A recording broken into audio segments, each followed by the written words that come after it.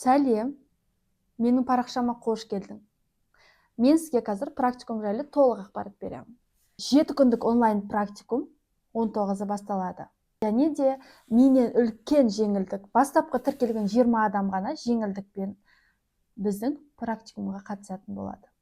Мен қазір өзімді сізге қысқа ғана таныстырып кетейін. Менің Instagram парақшамнан қарап, мен жайлы қосымша ақпараттар жинай аласыздар. Мен декреттегі анамын, веб-дизайнда жүргеніме 5 жыл болды. 5 жылдың ішінде мен үйрендім, қандай жетістіктерге жеттім. 5 жылдың ішінде 2 баламен қатар жүріп, Instagram арқылы дамып, клиенттер тауып, сол Instagramда өзімнің клиенттерімді тауып, өзімнің қызметтерімді сата бастадым. Мен сайт жасаймын, баннер жасаймын, чат-боттар жасаймын, және де жай ғана сайт жасап қоймай, клиенттерімнің сатылымын көбейтемін. Әртүрлі эксперттерден білім алғаннан кейін мен қазір өз білімімді қазақша таза сөйлейтін адамдарға жеткізгім келеді. Өйткені біздің қазақ аудиториясында қазақша білім беретін веб-дизайн, графический дизайн, UX, UI дизайнерлер өте аз. Мен осы санаулы қазақша үйрететін адамдардың қатарындамын деп айта аламын.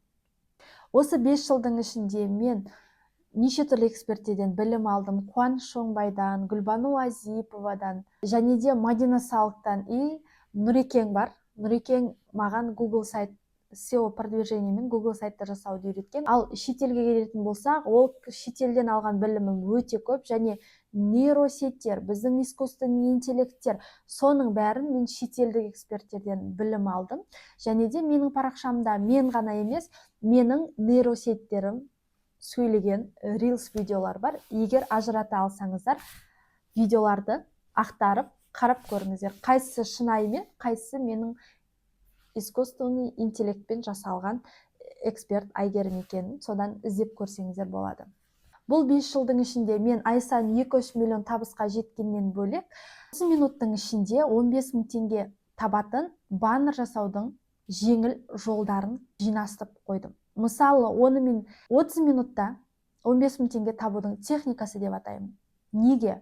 Мен өзім Figma'дан жасалған нейробазалардың базасын құрдым. Оның ішінде Figma'дан жасалған баннерлардың базасы бар. Сол базаны пайдалану арқылы текстін, суретін, фонын ауыстырып, сіз өзіңіз кез келген дизайнерлік баннер жасай аласыз. Осы техниканы 1 апталық практикумда сіз тереңінен үйренетін боласыз. 1 апталық практикумда не болады? 1 апталық практикумда сіздер баннерді да, сайтты да, анимацияны да жасап үйренесіздер. Яғни сіздер 30 минутта жасаған баннерларыңызды 15 мың теңгеге сата аласыздар. Бірақ бірден сіздер байып, көп ақша тауып кетесіздер деп айта алмаймын. Сіздердің клиент тапқандарыңызға қарай байланысты болады. Мен осы уақытқа дейін жинаған практикалық жұмыстарымды осы практикумда сіздерге беретін боламын. Қазір көріп жүрсіздер, баннер жасайтын адамдар көп. Ол баннер жасайтын графический дизайнер, веб-дизайнер деп айтамыз. Олар көп болғанымен жаңадан ашылып жатқан бизнес түрлері көп. Сондықтан кез келген маманға, графический дизайнер, веб-дизайнерға клиент табу ешқашан қиын болмайды деп ойлаймын. Практикум 1 апта болады. Практикумда сіздер не үйренесіздер? Практикумның бірінші күні сіздер баннер жасап үйренесіздер. Яғни Figma программасы арқылы, бұл браузерде тұратын программа, бұл практикумға сіздерге міндетті түрде ноутбук керек болады. Ноутбуксыз сіздер жасай алмайсыздар. Figma программасының ішінде, бұны мен платформа деп атаймыз, оның ішінде сіздер баннер, кез келген дизайн түрі, презентацияның дизайны, баннер, Reels обложкалар және де историяға да сол жерде дизайн жасай аласыздар. Сайттың да дизайнын жасай аласыздар. Бірінші күні біз практикумның бағдарламасы бойынша, бірінші күні біз баннер жасаймыз Figma бағдарламасында. Одан бөлек қосымшада бағдарламалар бар, оны практикумның кезінде білетін боласыздар. Екінші күні сіздер сайт жасайсыздар.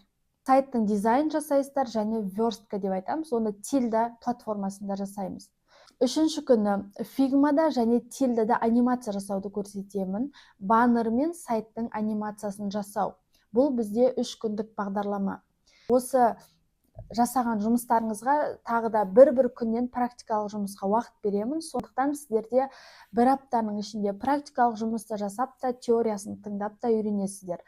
Бұл практикумда сіздер көбінде практикалық жұмыстар жасайсыздар. Көп жаңағыдай теория, көп сөз болмайды, тек қана практикалық жұмыс. Мен сіздерге видеомен беремін, арнайы платформада сабақтар сақталады, видеомен беремін, сол видео сабақтарды қарайсыздар, практикалық жұмысты жасайсыздар, маған тексеруге жібересіздер, және мен сіздердің барлық жұмыстарыңызға разбор жасап беремін.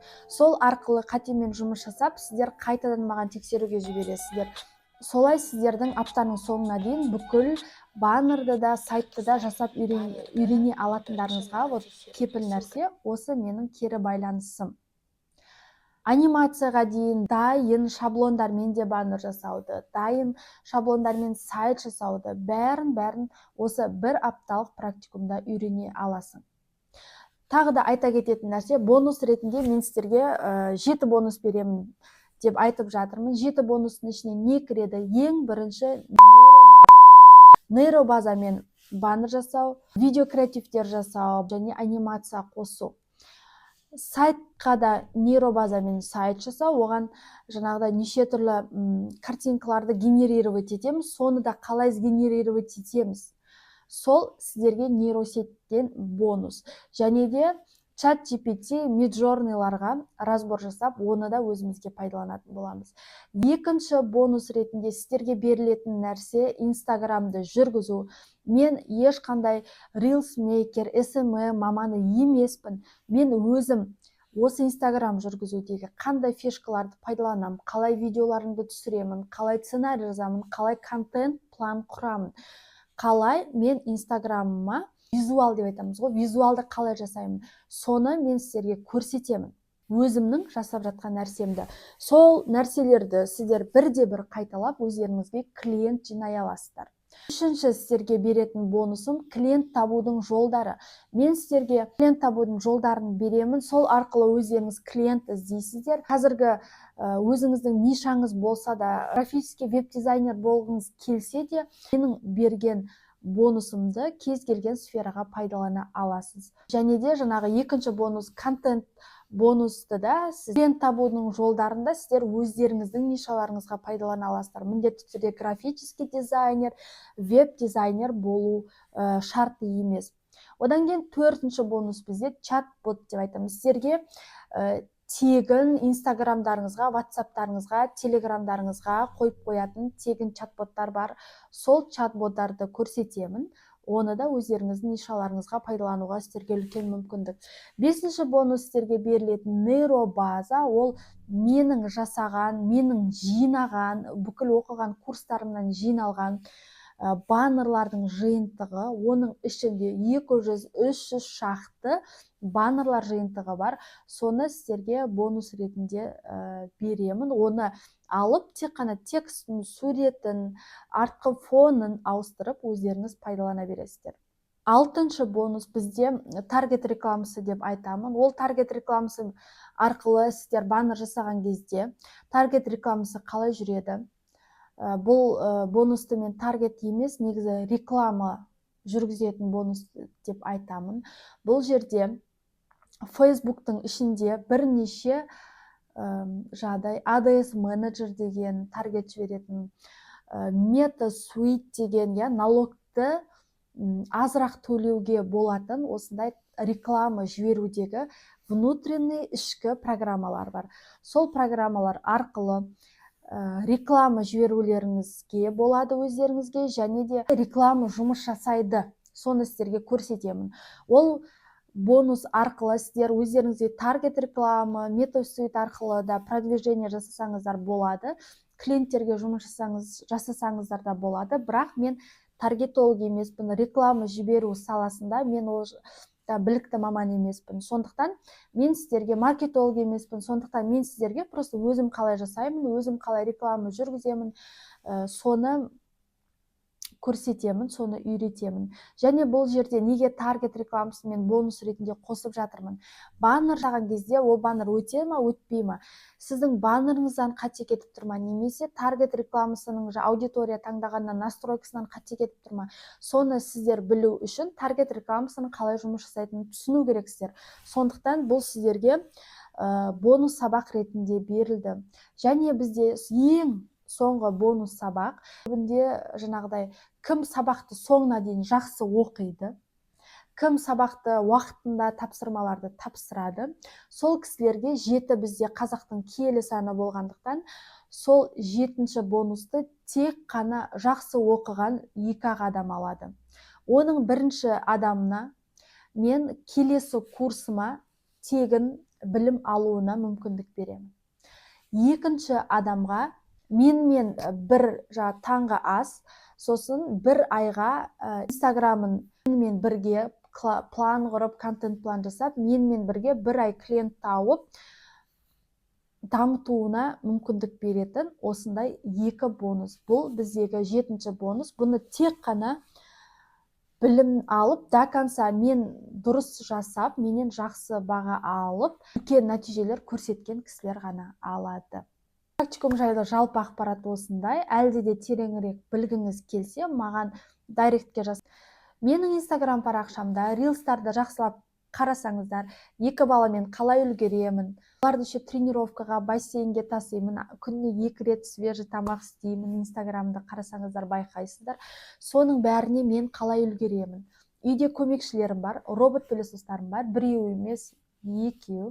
Менің қолымды жеңілдету үшін, жұмысымды делегировать ету үшін, үйдің пол жуу, шаң сүрту деген нәрселермен басым ауырмас үшін, қолымды босату үшін, осы веб-дизайн арқылы сайттар, баннерлар жасап, тапқан ақшама алып, мен өзім қолымды жеңілдетіп отырған жайым бар. Және бұның өзі веб-дизайнның арқасында, сол веб-дизайн арқылы тапқан табысымның арқасында.